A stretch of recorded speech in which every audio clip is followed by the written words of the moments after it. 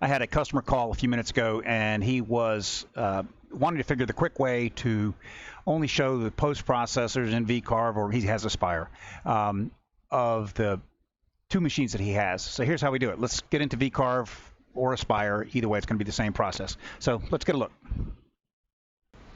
Okay, we are in VCarve, and what you want to do is figure out where the posts are typically held. So if we go to File, Application, Open Application Data Folder, we'll be able to see post processors. If we double click on this and we scroll down, we go down to the Yeti, I can type Y and it drops right there. I can hit the right button and then copy that, and then I can come back up a directory and put it under my post processors, hit the right button and paste it, and then I'll go back into it, into the list, and we'll grab a BSE Rover 24 or whatever. Let me back up a directory, BSE Rover 24. Bang, bang.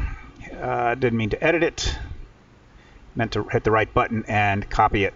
And we'll go back up a directory and put it under my posts and paste it.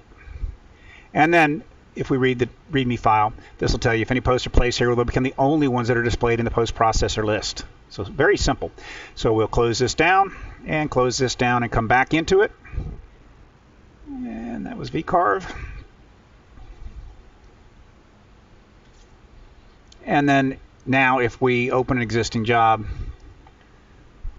and we go to the output, and we're going to save this to a file, we're going to pick what machines. There's just the two machines that were in that folder. If you don't have anything in that folder, it reads post processor folder, and we'll pick up all the different posts that are available. It would go back to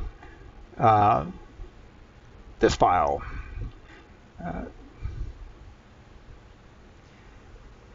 And we'll drop down to this post P, which will be all the posts. So that makes it quick and simple. That way you can switch between two different posts depending on which project you're running to which machine.